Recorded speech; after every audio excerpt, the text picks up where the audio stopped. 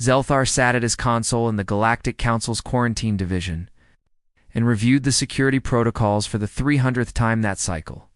His secondary arms typing commands while his primary hands adjusted the holographic display that showed the boundaries of the Sol System exclusion zone. The humans had been contained there for 200 standard cycles now. Ever since they had discovered faster-than-light travel and sent their first clumsy probe beyond their home system, the official records available to the public listed humanity as a species under diplomatic observation, which suggested the Council was simply waiting for the right moment to make formal contact. But Zelthar knew the truth buried in the classified files that only a few dozen beings in the entire galaxy were permitted to access the. You humans were a Class 12 Deathworld Specialcelther, S. Scales rippled with instinctive fear whenever he thought about that classification. Because in the entire documented history of the Galactic Council spanning 40,000 cycles and cataloging over 9,000 sentient species, only 3 had ever been rated Class 12.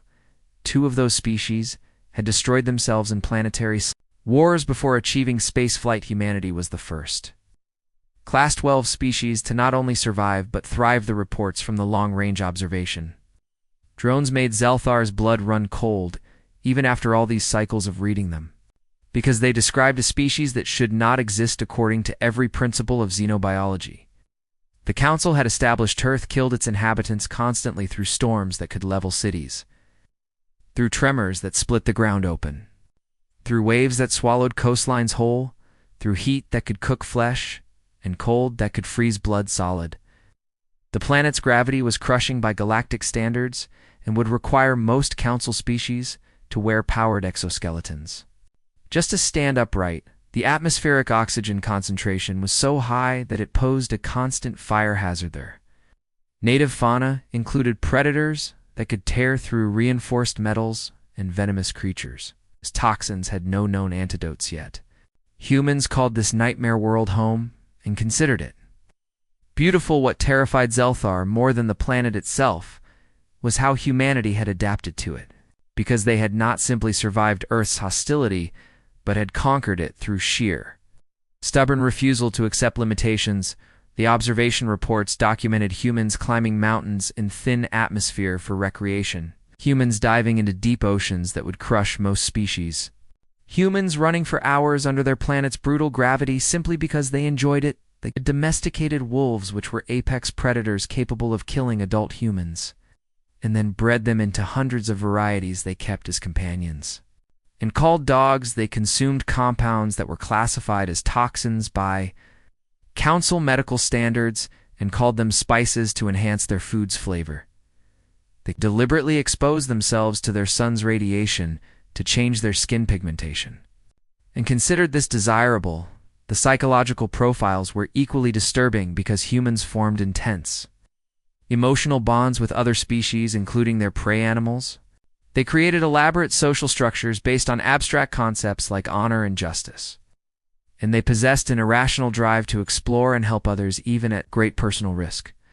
The Council's Xenopsychology department had concluded that humans were biologically programmed to solve problems through what they called stubbornness, and would attempt solutions that other species would immediately recognize as impossible. Zelthar pulled up the video feed from observation drone 847, which had been monitoring human activity in their star system for the past cycle, and he watched as human mining operations stripped resources from asteroids while working in hard vacuum, as human research stations orbited a gas giant whose radiation would be lethal to most species, as human colony ships departed for the outer planets of their system, carrying thousands of civilians to settle worlds that had no breathable atmosphere. They were building an empire within their quarantine zone, and they did not even know they were being contained. The automated warning beacons surrounded human space, broadcasting messages in all Council languages stating that this region was hazardous due to spatial anomalies. And so far the system had worked because the Council had carefully falsified star charts to make the Sol system appear to be in an empty region of space, far from any trade routes or interesting stellar phenomena. No one came near the humans because no one knew they existed. Zelthar had helped maintain this deception for 30 cycles now, and he took pride in his work. because he genuinely believed he was protecting the galaxy from a potential catastrophe. The Council's strategic analysts had run thousands of simulations about what would happen if humanity joined galactic civilization, and the results were troubling. Across every scenario in economic simulations, humans rapidly dominated hazardous industries because they could work in conditions that would kill other species. Military simulations, human mercenaries and security forces became indispensable because their physical capabilities far exceeded galactic norms. In diplomatic simulations, humans consistently disrupted established power structures through their bizarre insistence on concepts like equality and individual rights. The worst simulations showed humans spreading throughout the galaxy at an unprecedented rate because almost no environment was hostile enough to stop them. They would not conquer through malice, but through simple expansion and their maddening helpfulness. The Council had decided that quarantine was the most ethical solution because it allowed humanity to develop independently while protecting the existing. Galactic Thor stood and stretched his forelegs as he prepared to end his shift, and he walked past the memorial wall where previous quarantine division workers had inscribed the division's unofficial motto, "We keep the Deathworlders contained so the galaxy can sleep safely." He touched the wall in the traditional gesture of respect and headed for the transport hub. His supervisor, Krathenix, was waiting for him at the entrance to the quarantine division, and the old Vrelnian's ice talk swiveled toward Zelthar with obvious concern. "I need you to review the alert protocols." Again, Krathenix said without preamble, "We have been detecting increased human activity near the outer edges of their quarantine zone." Zelthar felt his scales tighten with worry. "How close?" he asked. 15 light cycles from the boundary."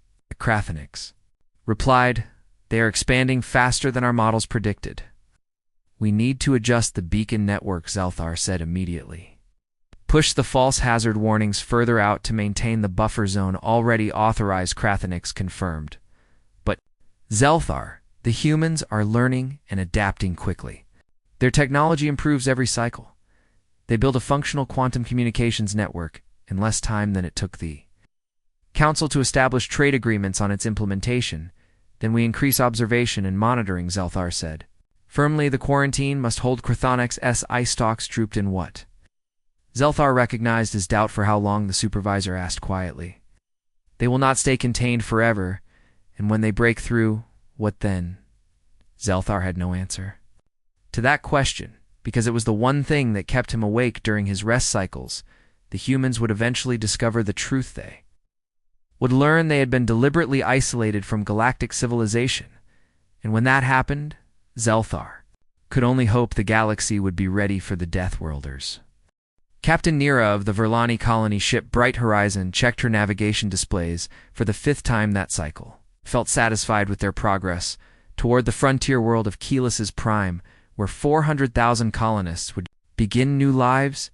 The ship stretched nearly 8 kilometers from bow to stern and contained entire neighborhoods of residential pods, agricultural domes that grew food for the journey, schools where Verlani children learned and played, medical facilities prepared for any emergency. Navigator Kelrin had plotted an efficient course that would save them nearly for standard cycles of travel time by skirting closer to the edge of explored space.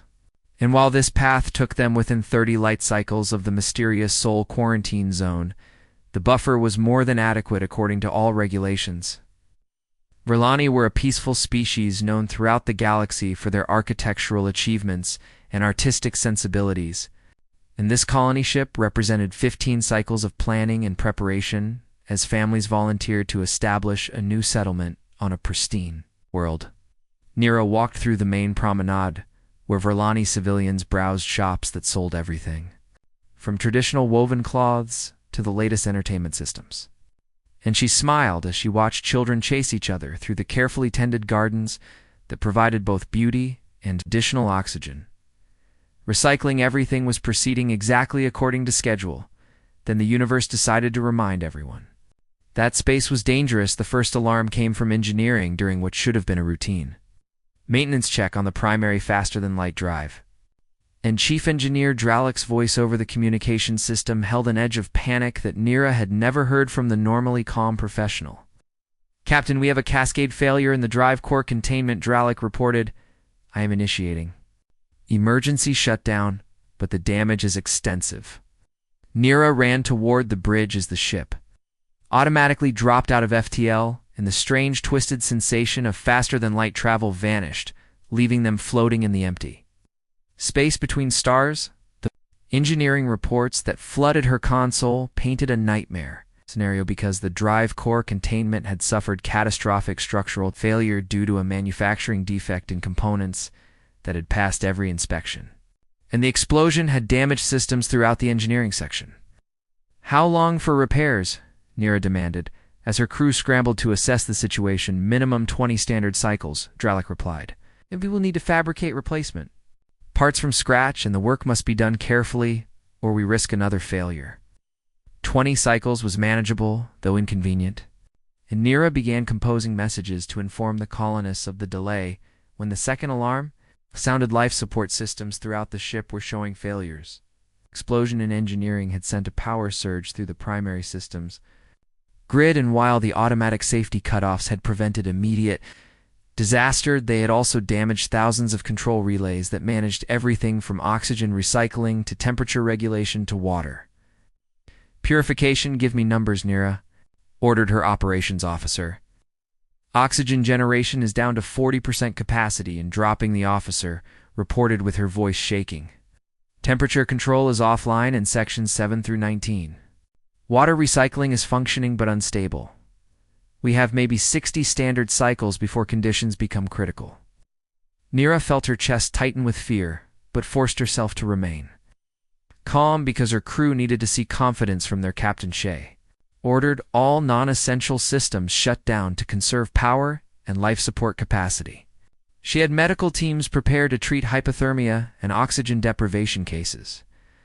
She authorized the opening of emergency supply caches that were supposed to last the entire journey. They could survive 60 cycles if they were careful and resourceful. Then the third alarm came from the sensor station, and Nira knew their situation had just become impossible. Captain, I am detecting a massive object on intercept course.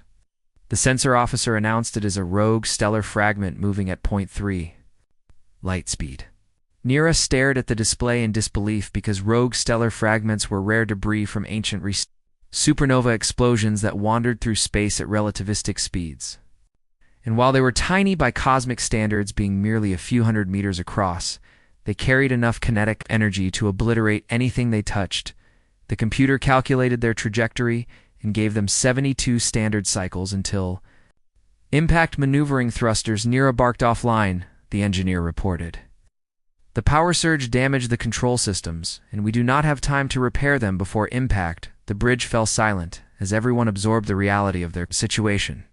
They were stranded between stars with failing life support and a planet killer fragment bearing down on them. And even if they somehow avoided the fragment, they would suffocate or freeze long before.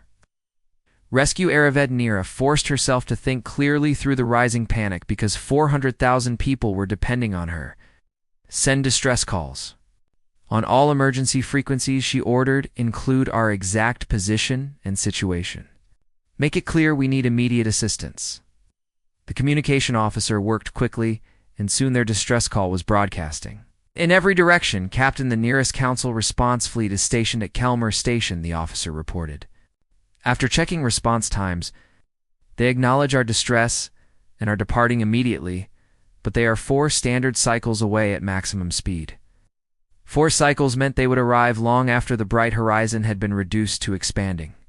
Cloud of Debrisnir sat in her command chair and tried to think of solutions, but every option led to the same conclusion. We're going to die out here, Captain, the communication officer said hesitantly. There is one ship closer to our position. How much closer? Nira demanded, with hope surging in her chest. Approximately 18 standard cycles at high FTL speeds, the officer replied. But Captain, there is a problem. What problem could possibly matter right now? Nira snapped. The officer displayed a star chart and highlighted their position, along with the location of the ship that could reach them in time. The vessel was inside the Sol quarantine zone. Regulations strictly forbid contact with the quarantine zone under any circumstances. The Officer said quietly. The automated warnings state that spatial anomalies in that region make navigation hazardous, and that any ships entering the zone do so at extreme risk. Nira looked at the chart and saw that the human ship was positioned almost perfectly to intercept them if they traveled at high speed. Thought about the 400,000 civilians aboard her ship, including the children she had watched playing in the gardens. Just hours ago, she thought about the regulations that had been established by bureaucrats who had never faced death in the empty darkness between stars. She thought about her duty as a captain to protect her crew and passengers at any cost, send the distress call into the quarantine zone. Nira ordered. Her crew stared at her in shock. Captain, that is a serious violation of council law. Her first officer protested, you could lose your command or face criminal charges. Then I will face them, Nira replied calmly, but I will not watch for 100,000 people die because of regulations when there is any chance of rescue. Send the message now. The communication officer hesitated only a moment before transmitting their distress call toward the Sol system. For long minutes nothing happened. Then a response came through on the same frequency, and the universal translator processed the alien language into words every Verlani could understand. This is Captain Sarah Chen of the United Nations Space Command vessel Indomitable, the voice said with a confidence that cut through the fear. On the bridge we have received your distress call and are moving to assist. Hang tight, we are coming to get you. Nira felt tears of relief streaming down her face as her crew erupted in cheers. Adi had made contact with the quarantine zone. They had called the humans for help, and somehow, Nira knew that her decision would change everything. The Verlani crew watched their sensors with growing disbelief as the human ship dropped out of faster-than-light travel at speeds that should have torn any vessel apart from the stress forces. Indomitable was smaller than they had expected, measuring only 800 meters compared to the bright horizon's 8 kilometers, but it moved through space with a precision and grace that reminded Nira of the hunting birds on her homeworld. They cut the travel time from 18 cycles to 14.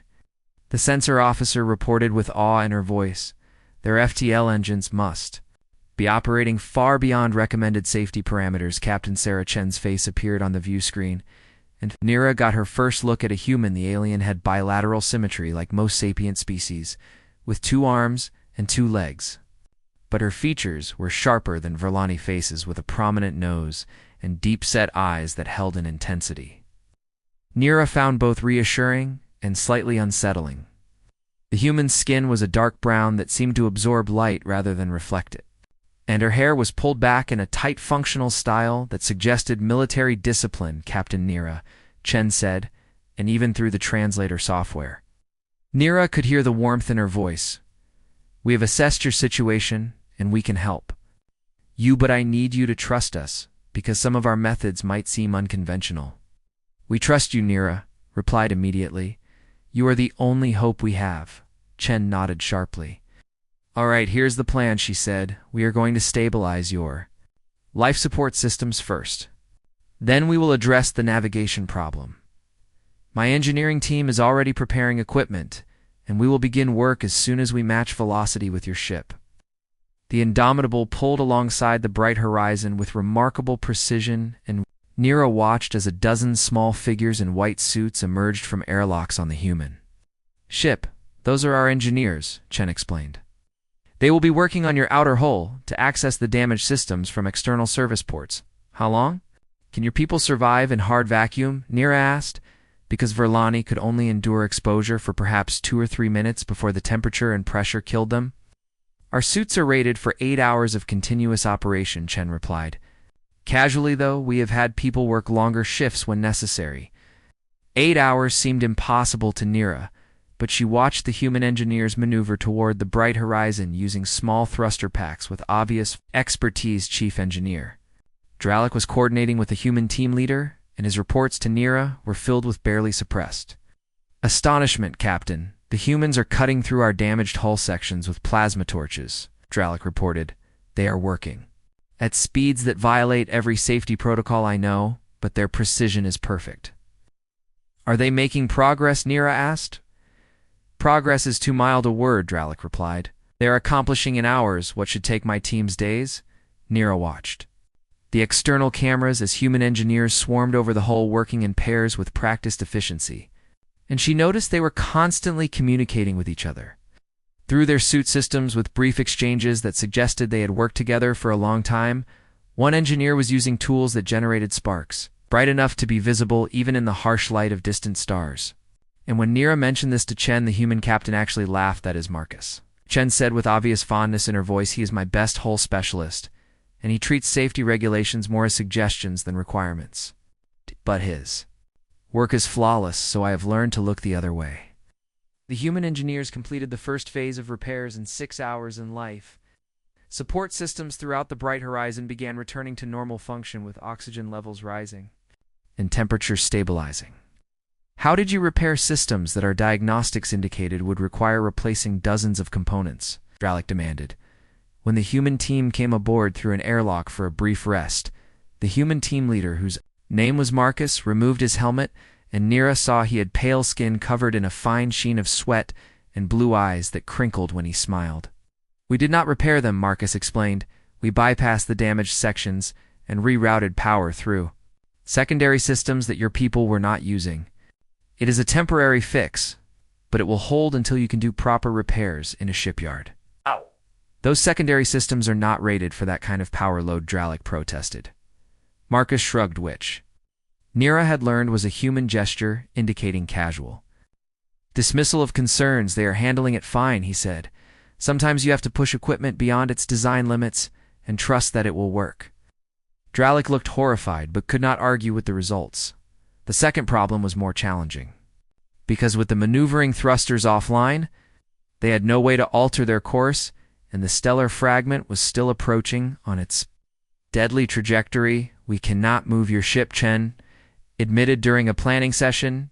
"It is simply too massive for our engines to push with any meaningful acceleration."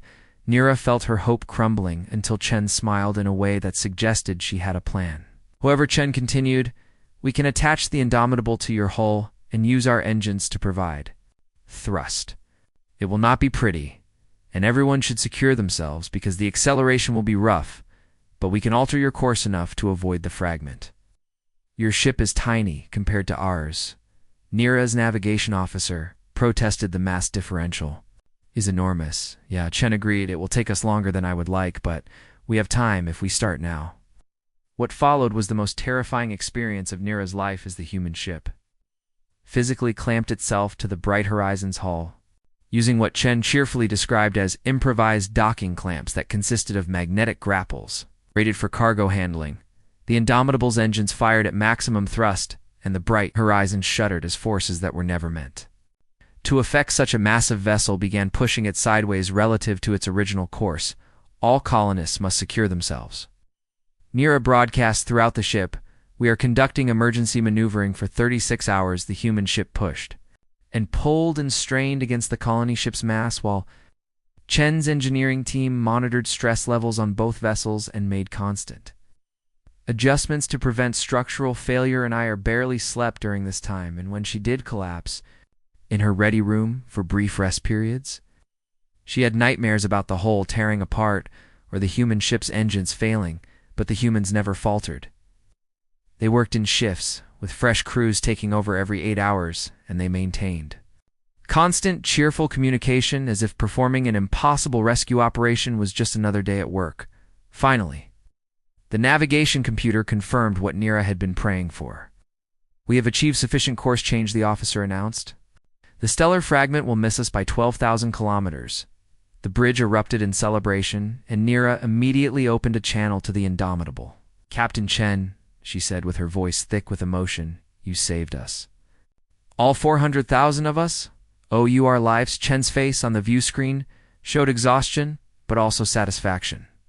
"That is what we do," she replied simply. "Help people who need it." It was only later, when Nira reviewed the mission logs, that she understood what they had witnessed. The humans had traveled at dangerous speeds, worked in conditions that should have killed them, used improvised solutions that violated every engineering principle, and pushed their ship beyond its design limits. They had done all of this without hesitation, because people needed help in somewhere. In that realization, Nira understood that the galaxy had been keeping something extraordinary locked away behind that quarantine zone. Zelthar arrived at the rescue site with the Council containment. Complete 3 cycles after the humans had completed their impossible rescue operation, and he felt his worst fears manifesting before his ice-toxy bright horizon was still structurally intact, which was remarkable enough. But more concerning was the small human warship still attached to its hull and the constant traffic of personnel moving between the 2 vessels. Broadcast standard quarantine warnings on all frequencies, Zelthar ordered his communication officer. Inform the humans they have violated Council space and must return to their designated zone immediately. The response from Captain Chen was not what he expected. With all due respect, Council Representative Chen replied, "We are currently assisting with emergency repairs and medical care for 400,000 civilians. We will be happy to discuss jurisdictional concerns after we have ensured everyone is safe and stable." Zelthar scales tightened with frustration because the human was technically correct that humanitarian assistance took priority over administrative protocols, and he could not order them to abandon people in need without appearing monstrous while he waited for an opportunity to extract the humans from this situation. The Verlani colonists were learning exactly what kind of species they had called for. Help Captain Nira accepted Chun's invitation to tour the Indomitable, and she brought Chief Engineer Dralik along to examine the human ship's systems. Her shock came when they stepped through the airlock, and the gravity nearly drove Nira to her knees. "I apologize," Chen said, noticing their distress. "I should have warned you. This is standard gravity for us, but I understand it might be uncomfortable." Uncomfortable was an understatement because the crushing weight made every movement exhausting, and Nira wondered how any species could function under such conditions. Let alone consider them normal. Chan led them through corridors that were barely lit by Verlani standards, with the shadows creating an oppressive atmosphere that made Nira anxious. And the temperature was cold enough that her breath misted in the air. "You keep your ship very dark and cold," Dralik observed while struggling to walk under the heavy gravity. "This is actually warmer than usual," Chen replied. "We increased the temperature to 22 degrees for your comfort." 22 degrees on the human scale translated to temperatures that would give Verlani hypothermia within hours. The humans moved through their ship with casual ease, as if the crushing gravity and freezing cold were perfectly pleasant conditions. And Nira realized with growing horror that humans had adapted to a world that was actively trying to kill them every moment of their existence. Chen invited them to the mess hall for what she called a simple meal to celebrate the successful rescue. The food that arrived was beautiful to look at, with vibrant colors and artistic presentation. But Nira's medical scanner immediately began flashing warnings. Captain Chen, Nira said carefully, "My scanner indicates that several compounds in this food are classified as mild toxins by Council medical standards." "Really?" Chen asked with genuine surprise. "Which compounds the capsaicin concentration would cause severe tissue inflammation." Nira explained that caffeine levels would require medical supervision in any Council hospital. "And the ethanol content is higher than most industrial solvents," Chen laughed, which was apparently a human expression of amusement. "The capsaicin is from chili peppers, and we use them to add flavor," she explained. "The caffeine is in the coffee, which helps us stay alert during long shifts. And the wine is actually a very mild vintage at only 12% alcohol." The humans around them were consuming this toxic mixture without any apparent distress and seemed to be enjoying themselves. Nira politely declined to eat anything and instead asked questions about human society and culture. She learned that humans deliberately engaged in activities that would be considered suicidal by most species, including jumping out of aircraft with only fabric parachutes to slow their fall, diving to ocean depths that would crush most vessels, and climbing mountains where the oxygen was so thin they needed supplemental breathing equipment. "Why would you do these things?" Dralik asked, with confusion evident in his voice. "Because they are fun," Chen replied simply. "And because we like to push ourselves to see what we are capable of achieving."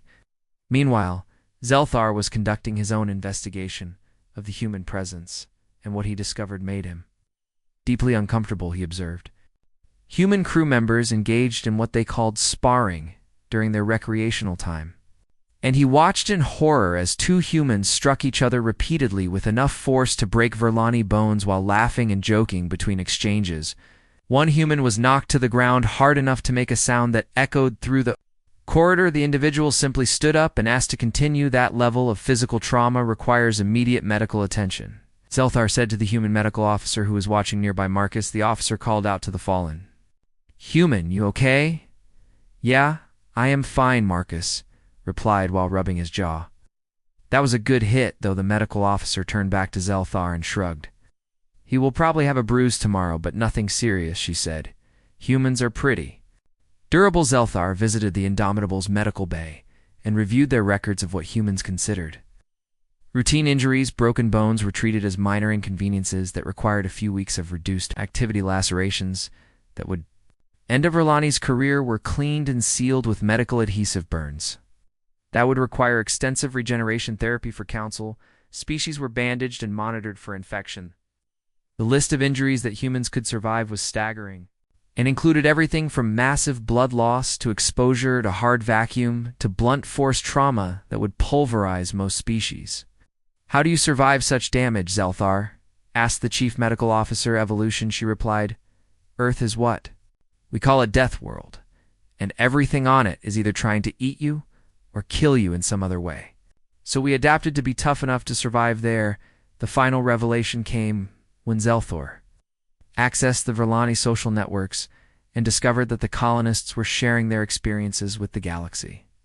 At large videos of human engineers working in conditions that should have killed them, stories of the humans pushing an entire colony ship with a vessel 1/10. It's images of human food that was technically poisonous, testimonials from grateful Verlani praising their rescuers. Content was spreading across the galactic networks faster than the Council could possibly contain it. And public opinion was crystallizing around a single narrative. The humans were heroes who had saved 400,000 lives. Zelthar tried to contact Council leadership to request guidance, but they were in emergency session trying to decide how to handle a situation that their quarantine protocols had never anticipated. While 8. He waited for instructions. Zelthar received a message from Captain Chen requesting a private meeting. Met in a neutral location aboard the Bright Horizon.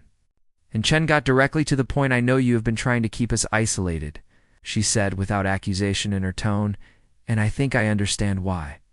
We are different from most species, and that probably seems dangerous. You are a Class 12 Deathworld species, Zelthar replied, deciding that honesty was the only option. The Council determined that your integration into galactic society posed too many risks. What kind of risks? Chen asked. Economic disruption because you can work in conditions that kill others, Zelthar explained. Military imbalance because your physical capabilities exceed galactic norms. Cultural destabilization because your values differ from established systems.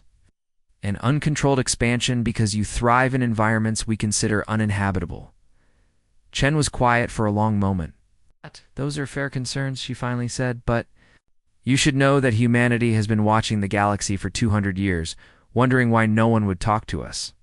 We built a civilization in isolation, and we grew strong because we had to rely on ourselves. And now? Zelthar asked. Now we know the galaxy exists, and the galaxy knows we exist, Chen replied. The quarantine is over, whether the Council likes it or not, because you cannot put us back in our box. But we do not want to be your enemies. What do you want, Zelthar?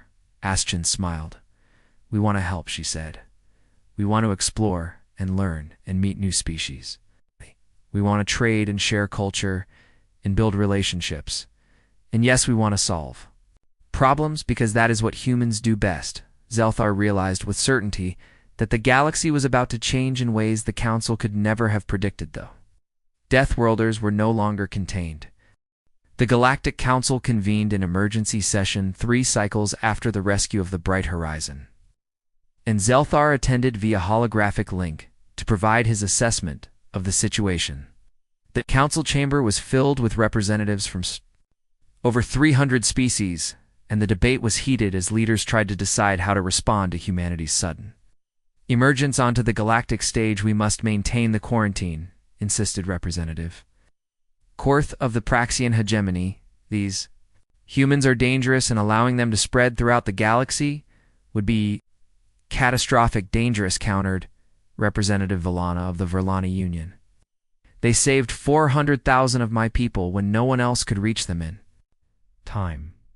They worked in conditions that would kill most of us, and they asked for nothing in return. That is precisely what makes them dangerous. Korth argued a species that can survive anywhere and feels compelled to help everyone will disrupt the entire established order. The debate continued for hours with species divided along predictable lines. Those who valued stability wanted to maintain the quarantine, while those who prioritized humanitarian concerns wanted to welcome humanity into the galactic community. Finally, the council chairman called for order and announced that they would conduct a formal vote on whether to continue the quarantine or officially recognize humanity as a member species of the Galactic Council. Before the vote could proceed, alarms began sounding throughout the council station. We are detecting multiple faster-than-light signatures emerging from the Sol system, the defense coordinator announced. Hundreds of vessels are heading toward council space. The holographic displays showed a fleet unlike anything the galaxy had seen in recent memory. There were massive colony ships carrying thousands of civilians, sleek exploration vessels equipped with advanced sensor arrays, cargo haulers loaded with trade goods, military escorts that moved with predatory grace, and even what appeared to be private vessels that had joined the Exodus. This is an invasion, Force Korth said with fear evident in his voice. The Deathworlders are coming to conquer us. No, Zelthar said quietly as he analyzed the fleet composition. This is an entire civilization that has been isolated for 2 centuries and is finally making contact with its neighbors. The lead human vessel, which was significantly larger than the Indomitable, established communication with the Council Station. A human woman with silver hair and diplomatic insignia appeared on the view screen. This is Ambassador Rebecca Torres of the United Earth Government, she said with a warm smile. We understand that our sudden arrival may be concerning, but we come in peace and friendship. We have been waiting 200 years for this moment, and we are eager to begin formal relations with the Galactic Council. Your fleet number's in the hundreds, the council chairman said carefully. Yes. This seems like an excessive diplomatic delegation, Torres laughed, which made several council members flinch. We are not just diplomats, she explained. We are scientists who want to study your cultures, traders who want to establish commerce, engineers who want to share technology, artists who want to exchange ideas, and families who want to meet their galactic neighbors.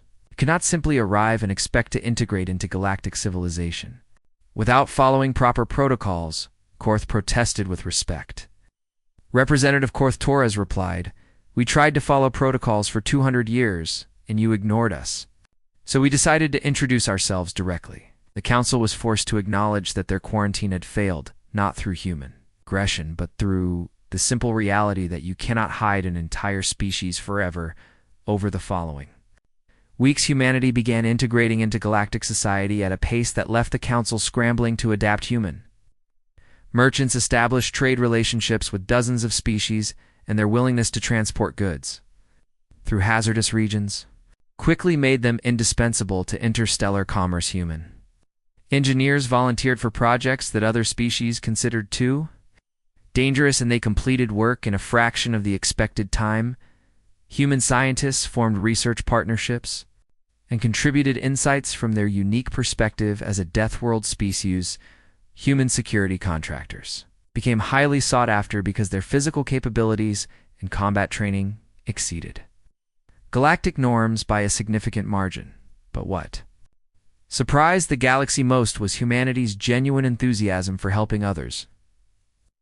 A mining colony on Tarsus experienced a cave-in that trapped 200 workers. Human rescue teams arrived within hours and worked non-stop for 3 days to free everyone when a plague threatened the agricultural worlds of the Ventari system.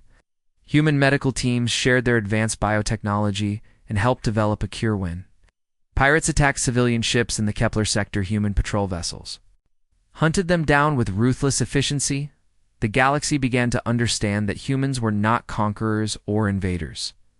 They were problem solvers who could not see suffering without trying to fix it. 6 months after first contact, Zelthar sat in a human-operated cafe on Council Station 7 and reviewed the transformation that had occurred. The station had once been a typical council facility with carefully controlled environments optimized for the average galactic species. Now there was an entire section modified to accommodate human businesses, and the area was always crowded with both humans and aliens who wanted to experience Deathworlder culture. The cafe served beverages that were technically toxic, but had become popular among adventurous species who wanted to brag about consuming human coffee. Zelthar had developed a taste for what humans called tea, even though it was still mildly toxic to his biology. And he found himself visiting this cafe regularly. Captain Sarah Chen sat down across from him without asking permission and placed a datapad on the table. "I heard about your role in maintaining the quarantine," she said directly. "I wanted to thank you." Zelthar's scales rippled with confusion. "Thank me?" he asked. "I spent 30 cycles trying to keep your people isolated from the galaxy." "Yes," Chen agreed, "and that isolation gave us time to develop without external pressure. We built a unified civilization and learned to work together. Because we only had each other." She pushed the datapad toward him. "I also wanted to give you this," she continued. "It is a list of problems that the galaxy is currently facing, according to public records." Zelthar looked at the list and felt his blood run cold.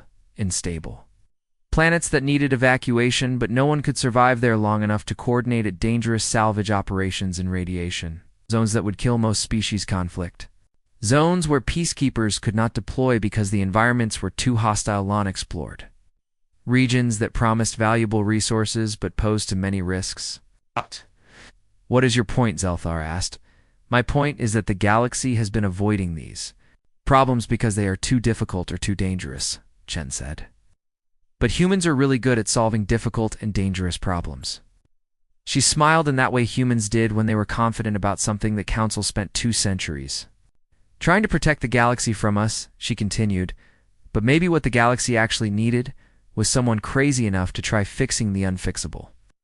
Zelthar looked around the cafe and saw human merchants negotiating deals with Verlani traders, human engineers explaining modifications to curious Praxians, human children playing with alien younglings in the common area. The Deathworlders had integrated into galactic civilization in mere months, and already they were becoming indispensable.